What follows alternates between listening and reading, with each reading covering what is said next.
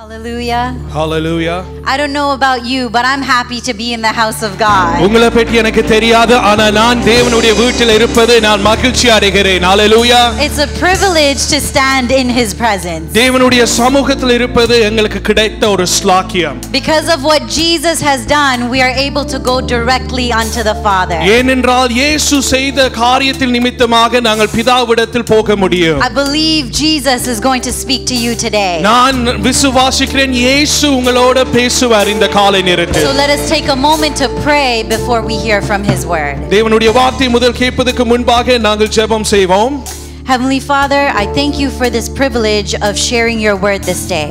பரமபிதாவே இந்த காலை நேரத்தில் உங்களுடைய வார்த்தையை பேசுவதற்கு நீங்கள் தந்த இந்த ஸ்லாக்கியத்துக்கு நன்றி என்று நான் சொல்லுகிறேன். I pray that it will be your words and not mine. ஆண்டவரே உங்களுடைய வார்த்தை மட்டும் வரட்டும் என் வார்த்தை இல்லாதபடி. Bless those hearing from your word today. ஆண்டவரே உங்களுடைய வார்த்தையை யார் கேட்கிறார்களோ அவர்களை ஆசீர்வதியும். And may you move in a mighty way.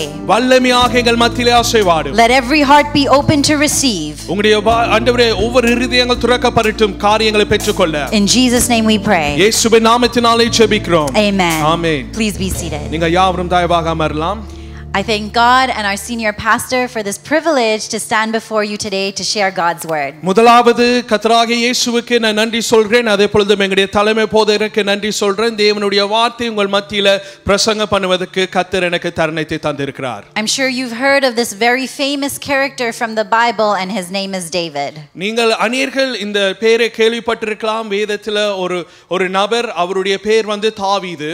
Before David was chosen to be king over Israel, King Saul reigned during that time. தாவீது முதல் ஆகக்குள்ள இன்னொரு ராஜா ஒன்று இருந்தார். அவருடைய பேர் சவுல். அவர் ஆளுகை செய்து கொண்டிருந்தார் ஒரு காலகட்டம். But a time came when the Lord rejected Saul because of his disobedience. ஒரு காலம் அந்த இடத்தில் நடக்கப்பட்டது. சவுல் கீழ்ப்படியாமல் காரியங்கள் விரோதமாய் கர்த்தருக்கு செய்யக்குள்ள கர்த்தர் அவரை புறம்பி தள்ளினார். And so the Lord directed his prophet Samuel to go to the house of Jesse and he would reveal who the next king would be that he should anoint. ஆண்டவர் அந்த இடத்துல சாமுவேல் தீர்க்கதரிசி கர்த்தர் அவரோடு பேசி அவரை வழி காட்டினார். யெசியுடைய வீட்டில போய் ஒரு நபர் அந்த இடத்தில் இருக்கிறார் என்று. When the prophet Samuel arrived at the house of Jesse, it says that he consecrated the household of Jesse and invited them to come and sacrifice. அந்த இடத்தில் சாமுவேல் அந்த வீட்டை போக்குள்ள அவர் அந்த இடம் பரிசுத்தப்படுத்தினார். அந்த இடத்தில் அவர்களை கூப்பிட்டார் ஊழியங்கள் செய்வதற்கு. At that time that the family was being consecrated, David was not there. அந்த இடத்தில் அந்த பரிசுத்தமாக்கப்படுகிற நேரத்தில் தாவீது அந்த இடத்தில் இருக்கவில்லை. But the time David came forth, it says that Samuel was directed by the Lord that he was the one to be anointed. அந்த நேரத்தில் தாவீது வந்தோன அந்த இடத்தில் கர்த்தர் சாமுவேலை வழி நடத்தினார். இவர்தான் ராஜாவா வருவார் என்று. In 1 Samuel chapter 16 verse 13, it says, "So Samuel took the horn of oil and anointed him in the presence of his brothers. And from that day on, the Spirit of the Lord came powerfully upon David." 1 Samuel 16 அதிகாரம் 13வது வசனத்தில் அப்பொழுது Samuel தைலக்கொம்பை எடுத்து அவனை அவன் சகோதரர் நடுவிலே அபிஷேகம் பண்ணினான். அந்நாள் முதற்கொண்டு கர்த்தருடைய ஆவியானவர் தாவீதின் மேல் வந்து இறங்கி இருந்தார். சாமுவேல் எழுந்து ராமாவுக்கு போய்விட்டான். David must have only been roughly around the age of 15 when he was chosen by God to be the next king. தாவீதுடைய வயசு கிட்டடி 15 வயசா இருந்திருக்கலாம் அவர் ராஜாவா வருவதற்கு. Before David was to be king, the scripture reveals to us that he was a shepherd. முதல் ராஜாவா வருவதற்கு முதல் தாவீது ஒரு ஆடுகளை மேய்த்த ஒரு மனுஷனாய் இருந்தான். If you were a shepherd during the times of the Bible days, it wasn't a highly esteemed job. ஒரு மேய்ப்பனா இருப்பதுன்னு வேதத்தில் நாங்கள் காண்கிறோம். அந்த காலங்கள் என்னென்றால் அது பெரிய ஒரு மேன்மையான ஒரு வேலை அல்ல.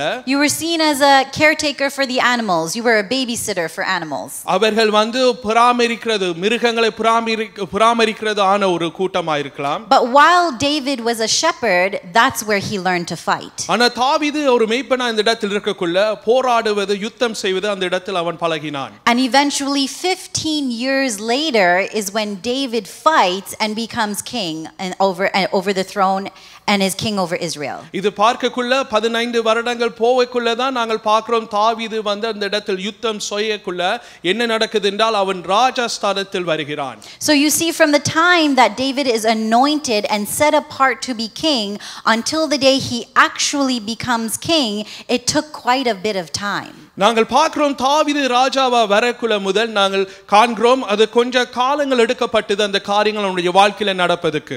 Nowadays when someone receives a little bit of anointing, they want to run out in that anointing and do many things. சிலர் இந்த காலத்தில் என்ன செய்வார்கள் என்றால் கிடைக்கப்பட்ட கொஞ்ச அபிஷேகத்தை எடுத்து இன்னும் தீவிரமான காரியங்கள் செய்ய வேண்டும் என்று ஓடி போவார்கள். They don't understand that there will be battles that they will have to face. ஆனா அவர்களுக்கு அறியாத ஒரு காரியம் என்றால் அவர்கள் யுத்தத்துக்கு போகிற ஒரு சூழ்நிலை வரும். There will be trials and testings they will go through before they reach the fulfillment of the full calling of the anointing on their life. அந்த அபிஷேகமானது அவர்களுடைய வாழ்க்கையில முழுவதும் அது நிறைவேற்றுவதற்கு முன்பு அவர்கள் அறியாத ஒரு காரியம் என்பதென்றால் अनेक சோதனைக்குள் உபத்திரத்துக்குள் அவர்கள் போக வேண்டும். And sometimes because the prophecy doesn't happen immediately, it doesn't mean that God is not going to fulfill it. சில நேரம் இந்த தீர்க்கதரிசனமான வார்த்தைகள் நிறைவேறவில்லை என்று நாங்க சொல்லக்குள்ள நாங்க யோசிக்கலாம் இது நிறைவேறவில்லை என்று. You have to be patient. ஆனா நீங்கள் patient இருக்க வேண்டும். The word of God says be patient in affliction, during troubling times be patient. வேதத்தில் சொல்லப்படுகிறது உபத்திரத்துக்குள் நாங்கள் போய்க்குள்ள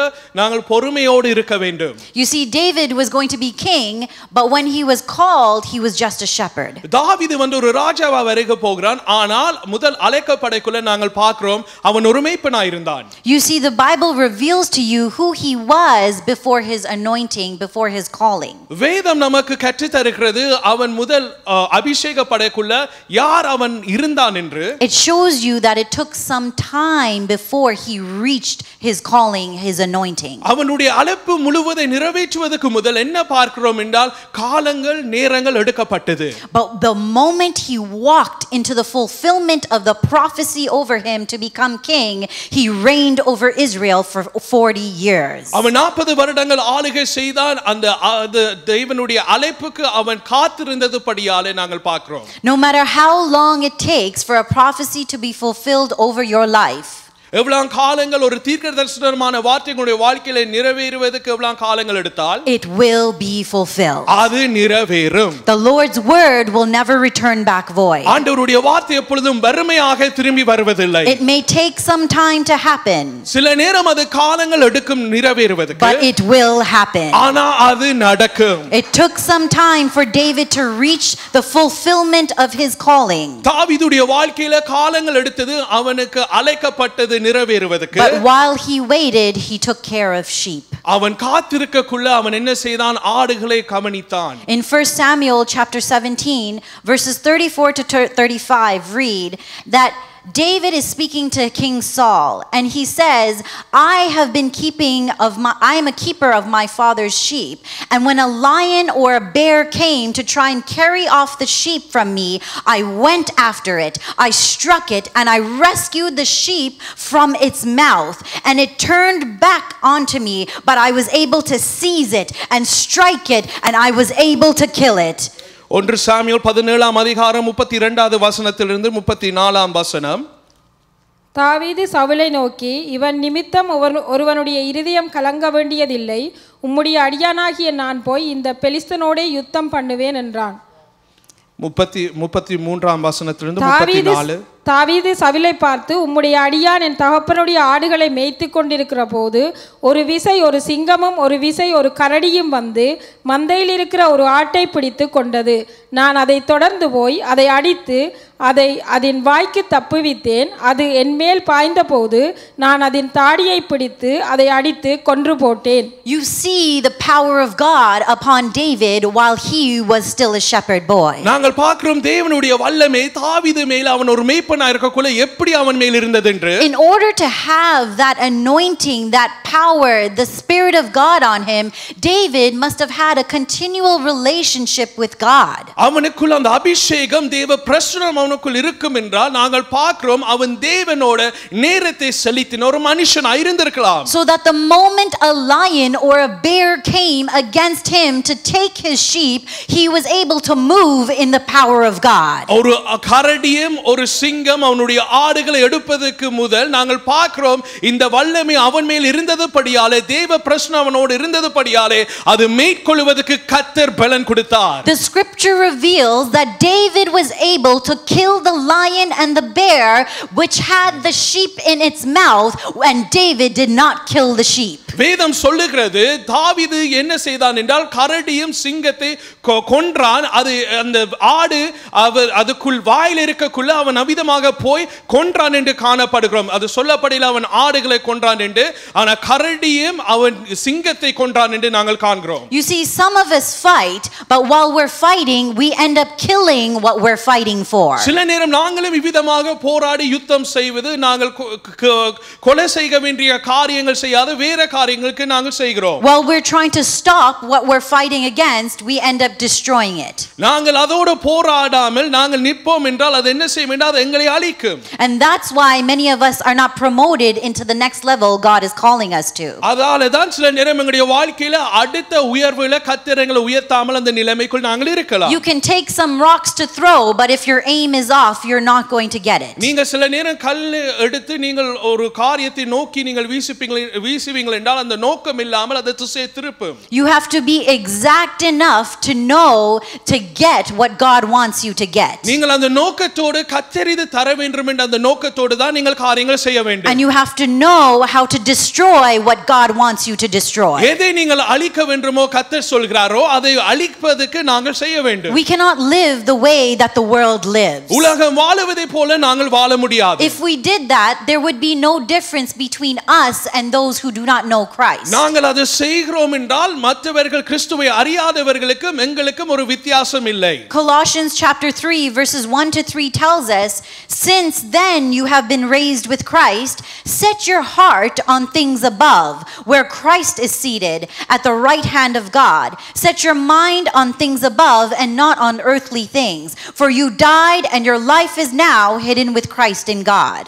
கொலோசியர் 3ஆம் அதிகாரம் முதல் வசனத்திலிருந்து 3ஆம் வசனம். நீங்கள் கிறிஸ்துவுடன் கூட எழுந்தது உண்டானால் கிறிஸ்து தேவனுடைய வலது பார்சத்தில் வீற்றிருக்கும் இடத்திலுள்ள மேலானவைகளை தேடுங்கள், பூமியில் உள்ளவைகளை அல்ல மேலானவைகளையே நாடுங்கள். ஏனென்றால் நீங்கள் மரித்தீர்கள், உங்கள் ஜீவன் கிறிஸ்துவுடனே கூட தேவனுக்குள் மறைந்திருக்கிறது. Paul is reminding us of our new identity in Christ. Pavul என்ன செய்றான் என்றால் எங்களை ஞாபகப்படுத்துகிறான் நாங்கள் கிறிஸ்துவுக்கு புதிதாக அடையாளம் பட்டிருக்கிறோம் என்று. As believers in Christ, we are called to focus our hearts and our minds on the things of God. கிறிஸ்துவை பின்பற்ற ஆகிய விசுவாசிகள் ஆகிய நாங்கள் தேவ காரியத்துக்கு நாங்கள் இடம் கொடுக்க வேண்டும். To have this change in the way that you think and live life is important to be in your life if you are a follower of Christ. நாங்கள் இயேசுவை பின்பற்றுகிறோம் என்றால் நம்முடைய வாழ்க்கை அதாவது எங்களுடைய சிந்தனைகள் எல்லாவற்றும் இயேசுவை போல மாற வேண்டும். And when we are raised with Christ, only then will we be able to focus on the things of Christ. நாங்கள் கிறிஸ்துவோடு உயிரோட எழும்புவோம் என்றால் நாங்கள் என்ன செய்வோம் என்றால் கிறிஸ்துவுக்குள் இருந்த சிந்தனை நமக்குள் இருக்கும். If we are raised with Christ, then we are to behave as Christ is. நாங்கள் கிறிஸ்துவோடு இருப்போம் என்றால் நாங்கள் கிறிஸ்துவ விதமாக வாழ்ந்தாரோ அதே பொழுது நாங்கள் வாழ வேண்டும். When Jesus resurrected from the tomb, he didn't stay inside the tomb. He left the tomb and he went out. இயேசு அவர் கல்லறையில அவர் உயிரோடு எழும்பினோனா அந்த கல்லறை இடத்தில் இருக்கவில்லை, அது விட்டு அவர் வந்தார். அதே பொழுதும் நாங்களும் இருக்க வேண்டும். In the same way, you must leave what is dead and begin to live for what belongs to Jesus. அதே பொழுதும் நம்முடைய வாழ்க்கையில என்ன காரியங்கள் அது மரித்து போனதோ அதை விட்டுட்டு கிறிஸ்துவுக்காக நாங்கள் வாழ வேண்டும். Colossians chapter 3 verse 5 says, put to death therefore whatever belongs to your earthly nature, such as sexual immorality, impurity, lust, evil desires and greed, which is idolatry. கொலோசியர் 3ஆம் அதிகாரம் 5வது வசனம். ஆகையால் விபச்சாரம், அசுத்தம், மோகம், துர்இச்சை, ஆராதனை ஆன பொருளாசை ஆகிய இவைகளை பூமியில் உண்டு பண்ணுகிற உங்கள் அவயவங்களை அழித்து போடுங்கள். Verses 8 and 9 continue on to say, but you must also rid yourself of all such things as anger, as rage, as malice, as slander, filthy language from your lips, and do not lie to one another, since you have taken off your old self with its practices. 8வது வசனத்திலிருந்து 9வது வசனம். இப்பொழுதோ கோபமும் மூர்க்கமும் பொறாமையும் உங்கள் வாயில் பிறக்கலாகாத தூஷணமும் வம்பு வார்த்தைகளும் ஆகிய இவைகளை எல்லாம் விட்டுவிடுங்கள். ஒருவருக்கொருவர் பொய் சொல்லாதிருங்கள். பழைய மனுஷனையும் அவன் செய்கைகளையும் களைந்து போட்டு. The Bible reveals to us that we call those who are in Christ our brother and sister. வேதம் நமக்கு வெளிப்படுத்துகிற ஒரு காரியம் என்பது என்றால் நம்முடைய அதாவது எங்களுக்குள் அதாவது எங்களுடைய நபர் அதாவது சகோதரர்களும் சகோதரிகளாக கிறிஸ்துவுக்குள் நாங்கள் இருக்கிறோம். But inside our heart we have anger and hatred towards them. ஆனா எங்களுடைய இதயத்தில் என்ன இருக்குன்றா கசப்பு பகை சில நேரம் அவர்கள் மேல் இருக்கும். In the eyes of God there is no such thing as a great sin or a little sin. தேவனுடைய பார்வையிலே பெரிதான ஒரு பாவம் சின்ன ஒரு பாவம் இல்லை. Paul describes to us what we might think is a great sin like adultery, but he also includes lying and hatred and anger in the same way. Pavul என்ன சொல்கிறான் என்ன நாங்கள் சில நேரம் இதான் பெரிய பாவம் என்று சொல்லிக்கொள்ள அவன் சொல்கிறான் அது மட்டும் இல்லை ஆனா अनेक நேரத்தில் சொன்னது மாதிரி கோபம் கசப்பு இருந்தால் அதுவும் பாவம். A sin is a sin. பாவம் என்பதென்றால் பாவம். And when you have sin you will not go to heaven. பாவம் எங்களுக்குள் இருக்கும் என்றால் பரலோகத்தில் போவதற்கு எங்களுக்கு வாய்ப்பு கிடைக்காது. Yes, the Bible says we have all fallen short of the glory of God. ஆம் வேதம் சொல்லுகின்றது நாங்கள் யாவரும் பாவம் செய்து தேவ மகிமை இழந்தோம். And the gift of God is eternal life. தேவனுடைய வரம் எங்களுக்கு கொடுக்கப்பட்டது நித்திய ஜீவன். But that does not mean we can keep on sinning and then expect to go to heaven. ஆனா நாங்கள் யோசிக்க கூடாது தொடர்ச்சியாக பாவம் செய்து கொண்டிருப்போம் என்றால் பரலோகத்தில் எங்களுக்கு இடம் இருக்குது. Instead, when we are washed by the blood of Jesus, he calls us to be holy as he is holy. ஆனால் இயேசுவுடைய இரத்தத்தினால நாங்கள் கழுவப்படக்குள்ள என்ன நடக்குது என்றால் நாங்கள் பரிசுத்தத்துக்குள் பரிசுத்தமாக்குறோம். And you will never be able to do it with your own strength but only by the power of the Holy Spirit. அது நீங்க உங்களுடைய பலத்தினால செய்வதற்கு முடியாது ஆனா பரிசுத்த ஆவியானவர் மேல சார்ந்து இருப்பீர்கள் என்றால் அது மேற்கொள்ள முடியும். The Bible says call upon me in the day of trouble and I will deliver you.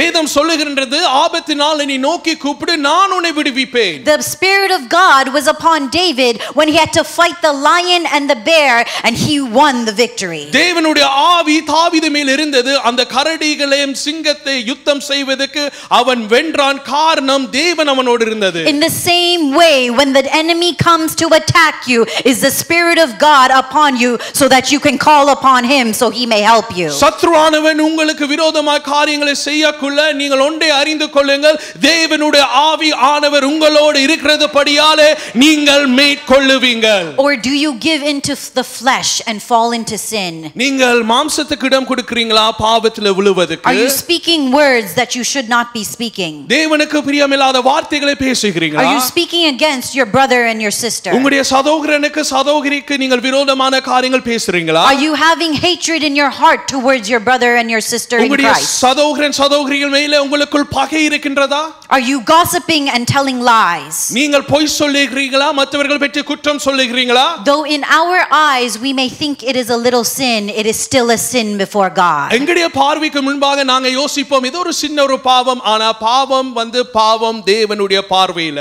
And since we are raised with Christ, we must be as Christ is. நாங்கள் கிறிஸ்துவோடு உயிரோடு நாங்கள் எழும்பி இருக்கிறோம் ஆகவே கிறிஸ்து இருந்ததை போல நாங்கள் இருக்க வேண்டும். After Christ was resurrected, it says that Jesus lived in supernatural power with the ability to do impossible things. நாங்கள் பார்க்கிறோம் கிறிஸ்து இயேசு உயிரோடு எழும்பினோனே என்ன செய்தார் என்றால் இயற்கைக்கு அப்பாற்பட்ட காரியங்கள் அவர் செய்தார் என்று. We too must live with the power and anointing of the Holy Spirit that we may move in the supernatural like Jesus did. நாங்கள் இயேசுவை போல பரிசுத்த ஆவியானவருடைய அபிஷேகத்தினாலே இயற்கைக்கு அப்பாற்பட்ட காரியங்கள் செய்வதற்கு நாங்கள் வாழ வேண்டும். என்று. It is only by the supernatural power of God that David was anointed and was able to fight the lion and the bear. தாவீது அந்த கரடிகளை சிங்கங்களை முதல் அவன் யுத்தம் செய்வதற்கு அதாவது தேவனுடைய அபிஷேகம் இயற்கைக்கு அப்பாற்பட்ட வல்லமை அவன் மேல் இருந்ததுபடியாலே தான் மேற்கொண்டான்.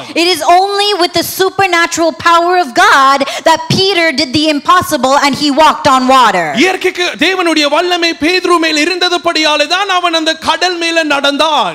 It is only with the supernatural power of God that Sarah was able to give birth and become a mother of many nations in her old age. தேவனுடைய இயற்கைக்கு அப்பாற்பட்ட வல்லமை சாரா மேல் இருந்ததுபடியாலே தான் அந்த இடத்தில் அவள் குமாரன் ஒன்று பெற்றுக்கொள்கிறாள். Come on, get excited. I'm speaking to your spirit right now. உற்சாகமாயிருங்கள், நான் உங்களுக்கு பேசுகிறேன், உங்களுடைய ஆவியோடு நான் பேசுகிறேன். May your faith be built up in உங்களுடைய Jesus' விசுவாசம் name. கட்டி எழுப்பட்டும். It is with the power of God that the Virgin Mary gave birth to our Lord and Savior Jesus Christ. தேவனுடைய வல்லமை கனி மேல் மரியாள் மேலே தான் அது வந்தது நிமித்தமாக இயேசு இந்த உலகத்தில் வந்தார். Is your faith being strengthened inside of you? உங்களுக்குள் உங்களுடைய விசுவாசம் பலனடைகிறதா? It is only with the supernatural power of God that an angel released Peter from the prison when he was closed inside. தேவனுடைய ஈர்க்கப்பட்ட வல்லமை அந்த இடத்தில் இருந்தது பேதுரு சிறையில் இருந்து வெளியில வருவதற்கு. Faith says move to this mountain and it will be moved. விசுவாசம் சொல்லப்படுகிறது மலையை பார்த்து அசை என்று சொன்னால் அசை வேண்டும். If you are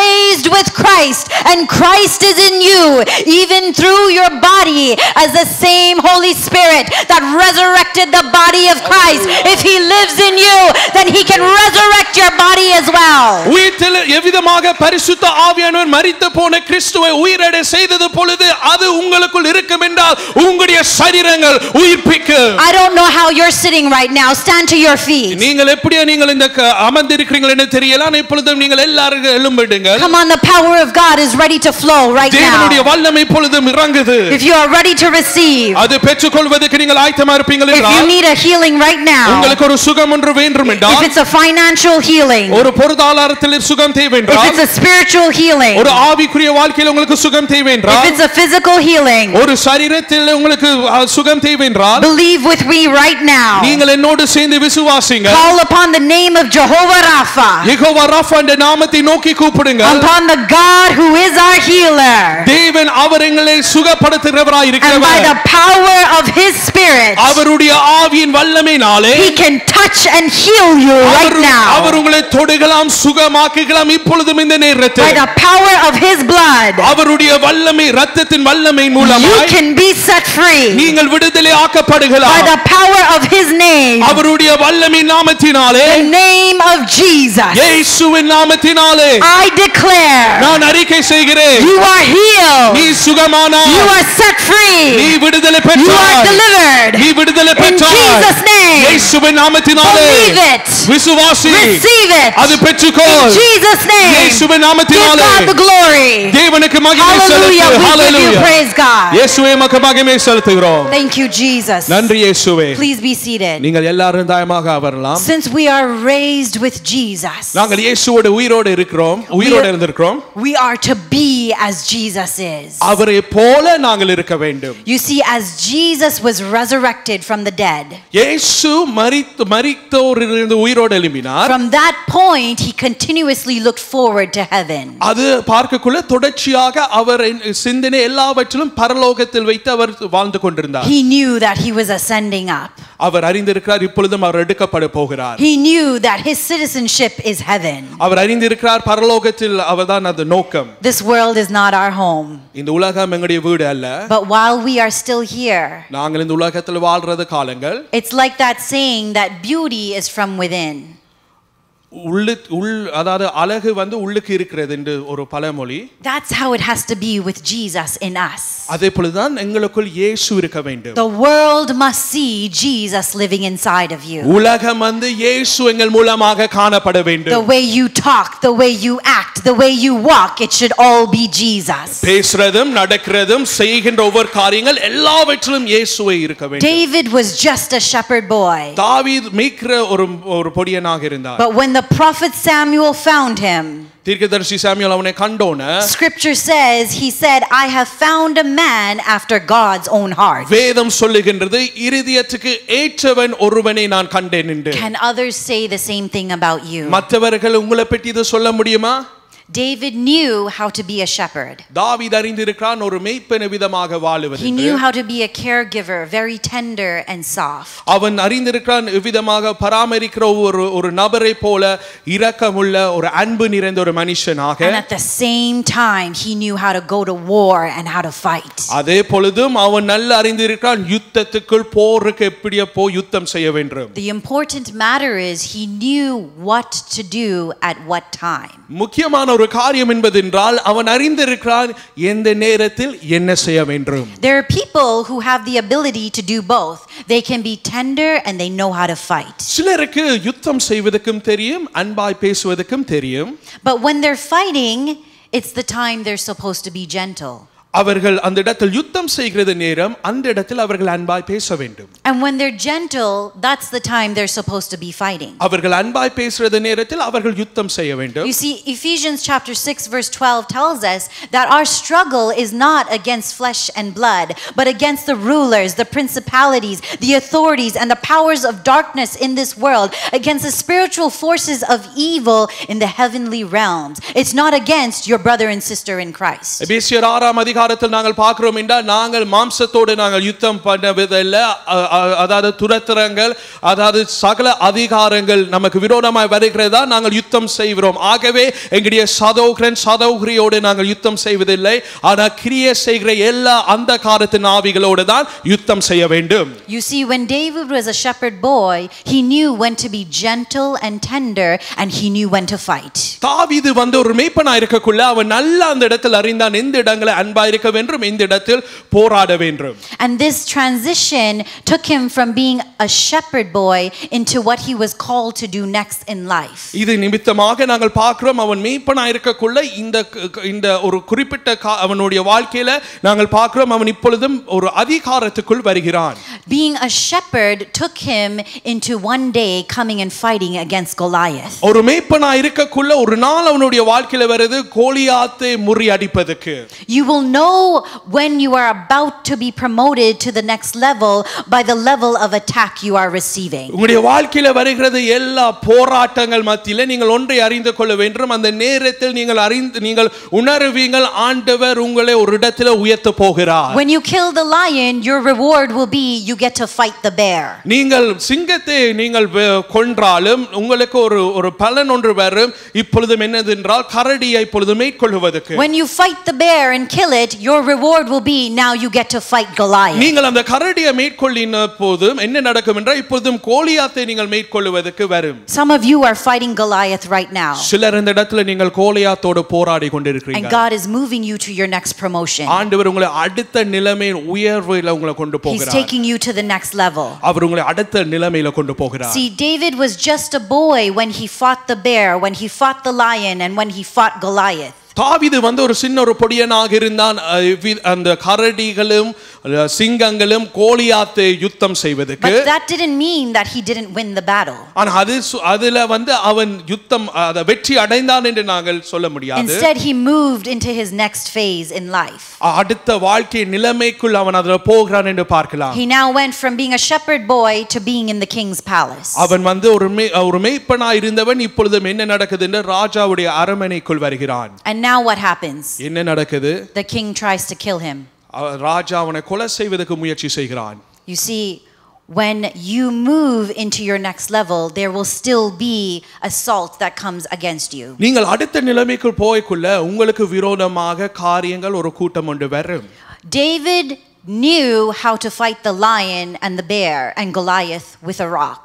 தாவீது அறிந்திருக்கிறான் ஒரு கல் எடுத்து எவ்விதமாக அந்த கரடியும் சிங்கத்தையும் கோலியாத்தை முறியடிக்க. This time when he came and Saul was coming against him, he could not use the same rock. அந்த இடத்தில் சவுல் அவனுக்கு விரோதமாய் காரியங்கள் செய்யக்குள்ள அவன் அறிந்தான் இருந்த கல்லு பாவிக்க முடியாது. David could not go against Saul because he knew Saul was the Lord's anointed. தாவீது அறிந்திருக்கிறான் சவுலுக்கு விரோதமாய் காரியங்கள் செய்ய முடியாது ஏனென்றால் அவன் அபிஷேகப்பட்ட ஒரு மனுஷன். So he had to figure out strategically how he can win this battle with Saul. அவன் அறிந்து கொண்டான் ஒரு காரியம் என்னென்ன செய்யலாம் அபிஷேகப்பட்ட ஒரு மனுஷனை நான் என்னென்ன காரியங்கள் செய்யலாம் தேவன் அண்டையில போயிருக்கான். Because if David tried to fight Saul, it would be anointing fighting anointing. தாவீது வந்து சவுலுக்கு விரோதமா யுத்தம் செய்வான் என்றால் அது அபிஷேகத்துக்குள் விரோதமாய் காரியங்கள் நடப்படுறது. Jesus says that a house divided will not be able to stand. இயேசு சொல்கிறார் ஒரு வீடு ஒன்று பிரிக்கப்படுவது என்றால் அது முழுவதும் நிற்காது என்று. Jesus doesn't anoint people to bring down anointed people. ஆண்டவர் வந்து ஆட்களை அபிஷேகம் பண்ணுகிறது ஆனா அந்த அபிஷேகம் வந்து மற்றவர்களை கீழெடுப்பதற்கு அது நோக்கம் அல்ல. So for those who are those parking lot prophets and they call you to the parking lot and they have a word for you, அங்க பார்க்கிங் இடத்துல இருப்பார்கள் சிலர் தீர்க்கதரிசிகள் என்று பெயரை வைத்து உங்களை கூப்பிடுவார்கள் இங்க வாருங்கள் உங்களுக்கு ஒரு வார்த்தை ஒன்று வைத்திருக்கிறேன் என்று. Or you know those prophets over the phone prophets, they call you and they have a word for you. உங்களுக்கு சில தெரியும் அவர்கள் போன்ல இருக்கிற தீர்க்கதரிசிகள் உங்களுக்கு போன் பண்ணுவார்கள் உங்களுக்கு நான் ஒரு வார்த்தை ஒன்று வைத்திருக்கிறேன் என்று. That is not scriptural. அது வேதத்திலே காணப்படாத காரியம். That is unholy. அது பரிசுத்தமில்லாத ஒரு காரியம். The Holy Spirit will not work against the Holy Spirit. பரிசுத்த ஆவியானவர் விரோதமாக பரிசுத்த ஆவியானவர் வேலை செய்ய மாட்டார். You cannot pray against your pastor and say it is because of the anointing. போதகருக்கு விரோதமாக ஜெபித்து நாங்கள் சொல்ல முடியாது இது அபிஷேகத்தினால தான் நாங்கள் சொல்லுகிறோம். You cannot pray for a wife to leave her husband and say it's under the anointing. நீங்கள் சொல்ல முடியாது ஒரு மனைவி வந்து தன் கணவனை விட்டு போக வேண்டும் என்னோட அவர்கள் வாழ வேண்டும் என்று. You cannot pray judgment upon another person who has a speck in their eye when you have a plank in your eye and say I am saying it under the anointing. நாங்கள் சொல்ல முடியாது இன்னொரு ஆளை பற்றி இந்த காரியங்கள் நடக்க வேண்டும் எங்களுடைய வாழ்க்கை சில நேரம் சரிப்படாமல் இருக்கக்குள்ள எப்படி அதை நாங்கள் சொல்லலாம். God's spirit will not work against his word. தேவனுடைய ஆவி வந்து அவருடைய வார்த்தைக்கு விரோதமாய் காரியங்கள் செய்யாது. So in the same way David had to be wise in this battle against someone that he respected and knew was anointed. அதே பொழுதும் தாவீது ஞானமுள்ளவனாக இருக்க வேண்டும் காரணம் என்றால் அபிஷேகப்பட்ட ஒரு மனுஷனோட இப்பொழுதும் யுத்தம் நடக்கிறது. He had to be sharp under the power of God to know that when he entered into a place he could leave his mark to let Saul know he could have killed Saul but he would never do that because that would be touching the Lord's anointed. ஒரு இடத்துல காணப்படுகிறோம் என்றால் தாவீது சவுலை கொலை செய்திருக்கலாம் ஆனால் அது செய்யவில்லை காரணமே இவன் ஒரு அபிஷேகப்பட்ட ஒரு மனுஷன் ஆகவே ஞானமுள்ள ஒரு மனிதனாக தாவீது வாழ்ந்தான். In these last days we don't have enough respect for the Lord's anointed. இந்த காலகட்டங்கள் கடைசி காலங்களை பார்க்கிறோம் அபிஷேகப்பட்டவர்களுக்கு சிலர் மரியாதை செலுத்துவதில்லை. When the Lord anoints a person, no matter what they do, be careful with how you speak about them. தேவன் ஒரு மனுஷனை அபிஷேகப்படுத்துவார் என்றால் அவர்கள் என்னென்ன காரியங்கள் செய்தாலும் அது பற்றி விரோதமாய் பேசாமல் ஜாக்கிரமாக நாங்கள் இருக்க வேண்டும். Because they belong to the Lord. ஏனென்றால் அவர்கள் தேவனுக்குரியவர்கள். If there is a bringing down to do, it will be done by God and not by you. ஒரு காரியம் ஒன்று நடக்க வேண்டும் என்றால் அது நாங்கள் செய்யக்கூடாது கர்த்தர் அதை பார்த்துக்கொள்வார். Because when you touch what God has anointed, ஆண்டவர் ஒரு ஆளை அபிஷேகம் படுத்துவார் என்றால் அது நாங்கள் தொடுவோம் என்றால் you don't become an enemy of that person but an enemy of God. நீங்கள் அந்த நபரோட சத்ருவனாக மாறவில்லை நீங்கள் தேவனுக்கு விரோதமாய் ஒரு சத்ருவனாக மாறுகிறீர்கள். God has declared in his word promises how he will fight for his servants. கர்த்தர் வாக்கு வேதத்தில் சொல்லி இருக்கிறார் தன்னுடைய ஊழியக்காரர்களுக்கு எவ்விதமாக யுத்தம் செய்வார் என்று. So who are you to fight against God? தேவனுக்கு விரோதமாய் யார் நாங்கள் இருக்கலாம் போராடுவதற்கும் யுத்தம் செய்வதற்கும். You may be wondering in your life, am I anointed? What is my purpose in life? நீங்க சில நேரம் யோசிக்கலாம் நான் அபிஷேகப்பட்டவனா என் வாழ்க்கையில என்ன குறி இருக்கின்றது?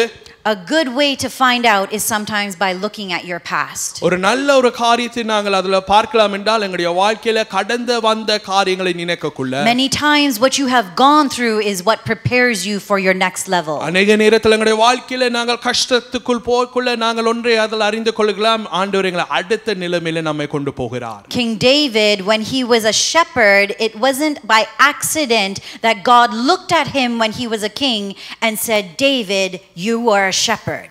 நாங்கள் பார்க்கிறோம் தாவீது வந்து ஒரு மேய்ப்பனா இருக்கக்குள்ள தற்செய்தியாக நடக்கல ஒரு ராஜாவா வருவதற்கு தேவன் அந்த திட்டத்தை வைத்திருக்கார் உன் வாழ்க்கையில. Instead, God was reminding David of what he had been through in life. ஆனா கர்த்தர் என்ன செய்றாருன்னா தாவீதுக்கு ஞாபகப்படுத்துகிறார் என்னென்ன காரியத்துக்குள் தாவீது கடந்து சென்றான். To remind David of the skills that he had learned as a shepherd to be able to use them now as a king. கர்த்தர் அந்த இடத்தில் அவனுக்கு ஞாபகப்படுத்துகிற காரியம் என்பதென்றால் அவன் ஆடுகளை மேய்க்கக்குள்ள அவன் கிடைக்கப்பட்ட தாளந்தும் பலன் எல்லாவற்றிலும் ஆண்டவர் அந்த இடத்தில் அவனுக்கு கற்று தருகிறார். I'm telling you today that no matter what you have gone through or what you are going through is a waste in your life. நான் சொல்லுகிறேன் நீங்கள் என்னென்ன காரியங்களுக்குள் போயிருப்பீங்கள் என்றால் அது நீங்கள் ஒன்றே அதை அறிந்து கொள்ள வேண்டும். It's not a waste.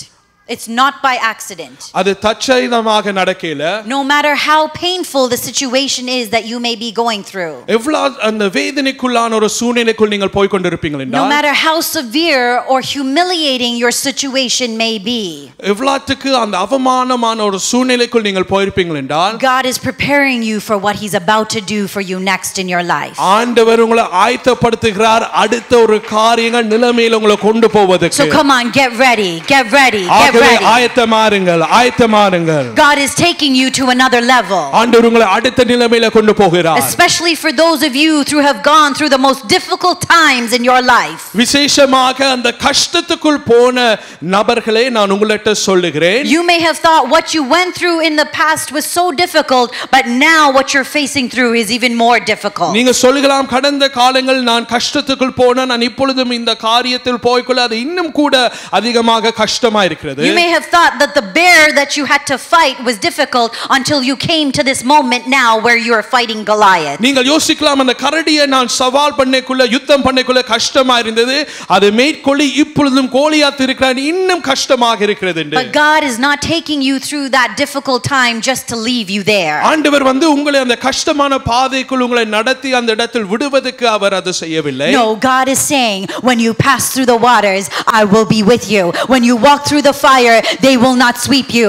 You will not be burned. The flames will not set you ablaze. For I the Lord God Almighty am with you.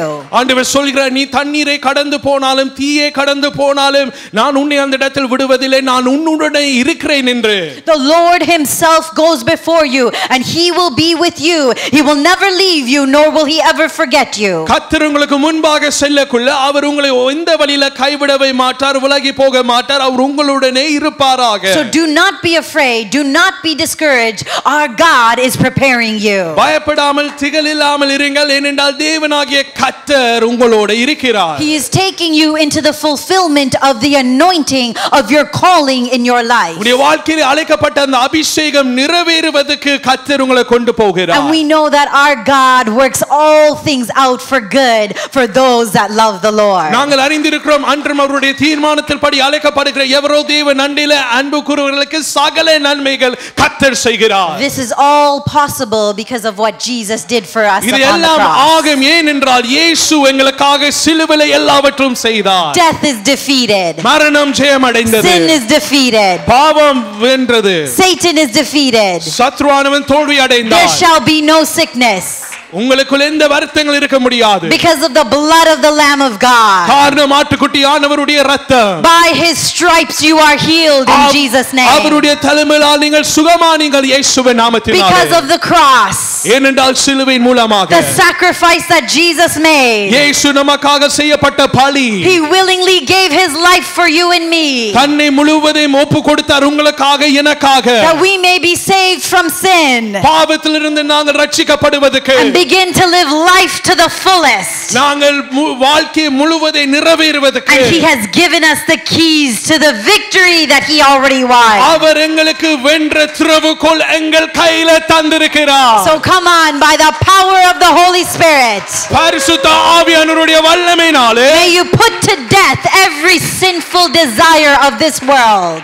உலகத்துல கொண்டு வருகிற ஒவ்வொரு பாவங்களை அதுல மரணத்திலே நீங்கள் கொண்டு வரலாம். May every lust of the eyes be destroyed from your life. கண்களின் இச்சைகள் எல்லாவற்றிலும் அழிக்கப்படட்டும் இயேசுவின் நாமத்தில். May every lust of the flesh be destroyed from your life. மாம்சத்தின் இச்சைகள் உங்களுடைய ஜீவியத்தில் விட்டு அது விலகி போக வேண்டும். May every pride of life be taken away from your life in Jesus name. இயேசுவின் நாமத்தினாலே ஜீவனத்தின் பெருமை தீமைகள் எல்லாம் அது அகற்றுகிறேன். May your eyes be fixed upon the author and perfecter of your faith, that is Jesus Christ, our Lord and Savior. உங்களுடைய கண்கள் இயேசு கிறிஸ்து மேல தொடக்கிறவர் முடிக்கிறவர் ஆகிய இயேசு மேல விசுவாசத்தை நடத்துறவர் மேல இருப்பதாக. May you be set free and delivered from this day forth. இந்த நாள் முழுவதும் நீங்கள் விடுதலை ஆக்கப்படுவீர்கள் என்று நான் சொல்லுகிறேன். In Jesus' name. இயேசுவின் நாமத்தினாலே. Because of Jesus. ஏனென்றால் இயேசு நிமித்தமாக. Because of his blood. அவருடைய இரத்தத்தின் மூலமாக. Let's give him praise. அவருக்கு மகிமை செலுத்துவோமாக.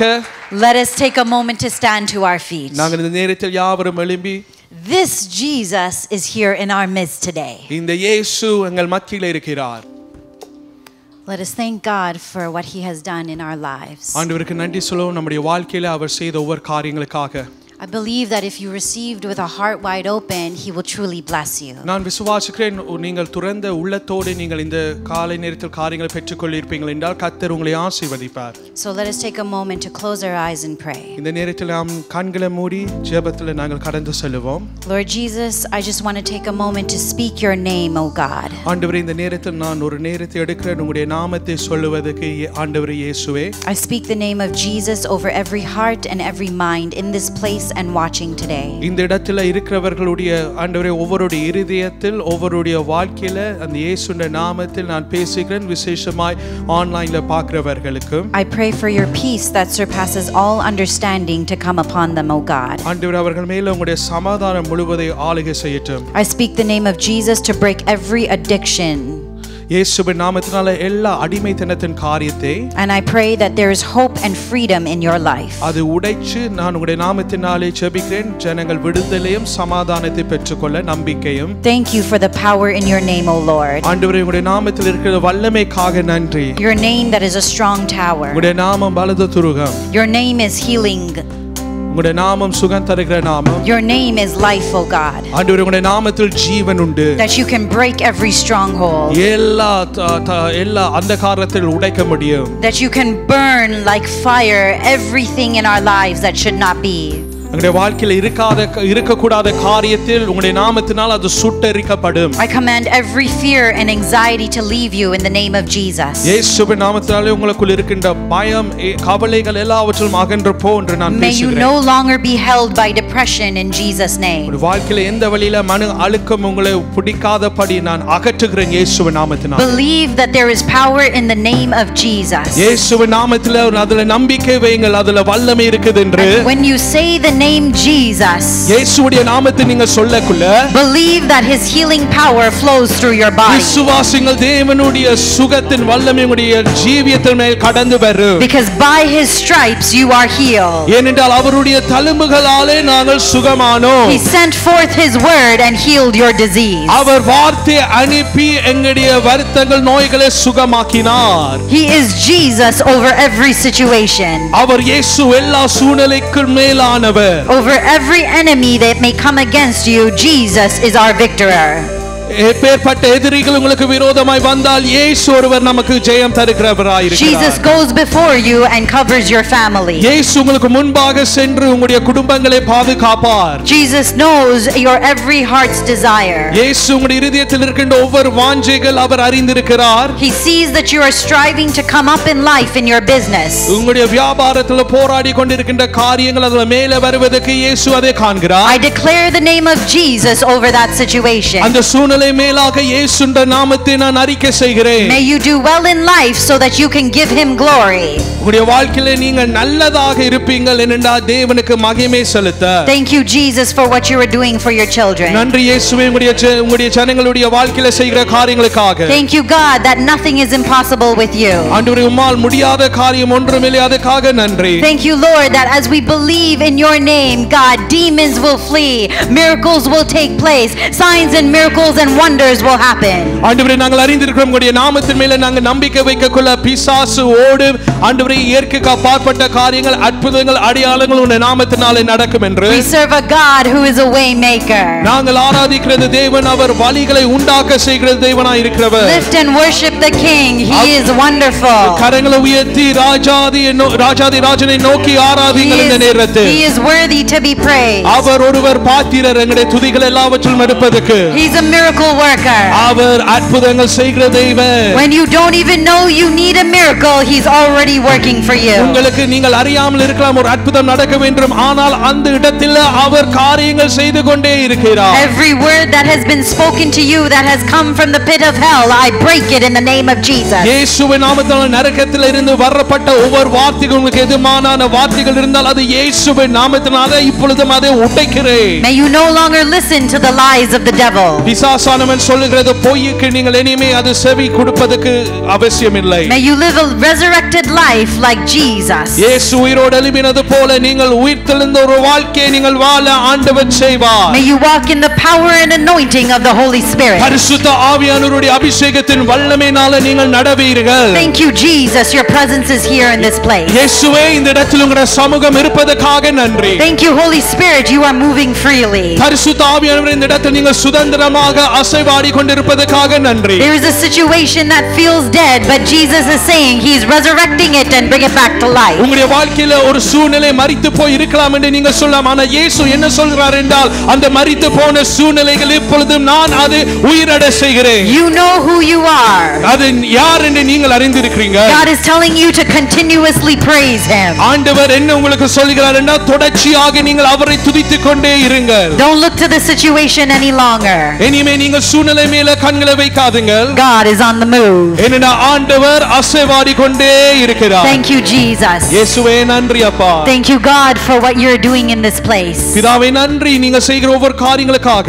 Help us Lord to live a life that brings glory unto you. ஆண்டவரே உமக்கு ஒரு பிரியமான ஒரு மகிமையான ஒரு வாழ்க்கையை வாழ எங்களுக்கு உதவி செய்யும். In Jesus mighty name we pray. இயேசுவின் நாமத்தினாலே ஜெபிக்கிறோம். Amen. Amen. May the grace of our Lord Jesus Christ, the love of the Father and the fellowship of the Holy Spirit be with you all both now and forevermore. Amen. May God bless you and continuously be with you.